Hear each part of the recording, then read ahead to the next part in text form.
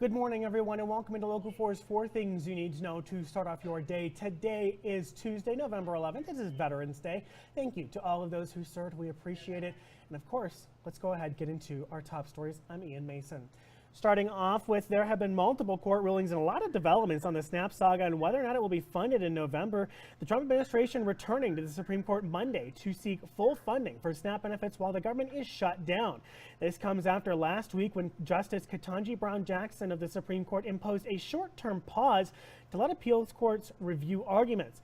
Lower courts ruled that the administration must fully fund SNAP for the month of November using an emergency fund. Earlier that week, the Trump administration released half of the funding for the month before demanding the money back from states, which is how all this ended up in court. This means that some states were caught in the middle of the legal battle, and it's unclear of what they're going to need to do. I reached out to the Nebraska Department of Health and Human Services, and this is what I heard from their spokesperson. Quote, DHHS continues to implement the latest guidance from the USDA to distribute SNAP payments. The latest guidance is to process partial payments. Information will be communicated with the public once the guidance is implemented and payments are distributed. I asked a few other questions they did not provide answers for. A reminder, around 42 million Americans rely on SNAP for nutrition, and around 140,000 of them Nebraskans, mostly children.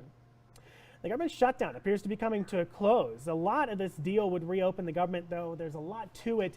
Let's go ahead and start off. The 8 Democrat centrists voted with Republicans on the measure to end the shutdown.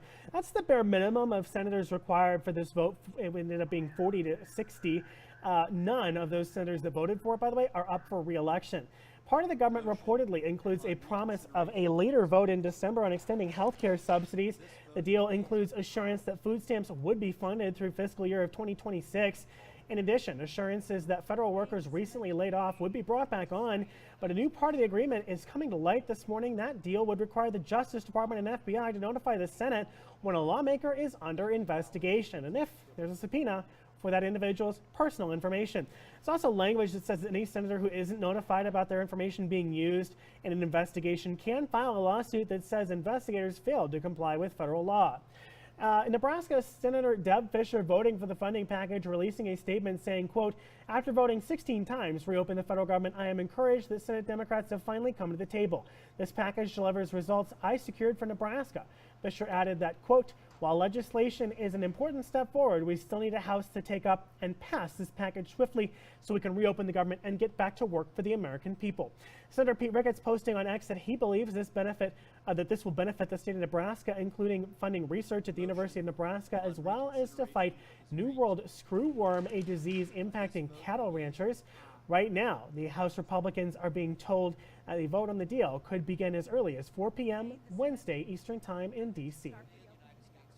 And it is Veterans Day, so we're going to go ahead and look at some file footage of an event yesterday that took place in Grand Island and talk about some of the closures that will be happening today. Plenty of state and local offices closed. Some of them are going to be open, though. Let's take a look at some of them in Grand Island and Hastings. Starting off in Hastings, the Solid Waste Landfill and Hastings Museum will have regular hours. In Grand Island, the Jackrabbit Run Golf Course open for practice and play from 9 a.m. to 3 p.m. Community Fieldhouse is open from 10 a.m. to 10 p.m. and emergency and utility services across all the region will remain open today. Let's go ahead and get a check of the forecast. Should be pretty nice. Today temperatures69 or 69 degrees. We are going to see a little bit of breeze, mainly coming down from the north, 15 miles an hour in the afternoon, but mainly clear skies throughout most of the day. That's why we saw some cool temperatures overnight.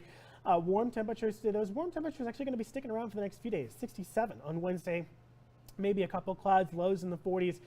Then 70 on Thursday, no breeze Wednesday or Thursday, 73 on Friday, 66 on Saturday, 51 on Sunday, 45 on Monday. We do have, as we start to see those temperatures cool off, that breeze comes in. We do have some slight chances of rain.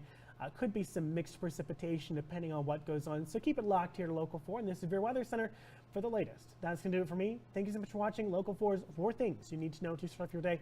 My name is Ian Mason, and you can catch the latest news right back here at 11:30, 5, 6, and 10.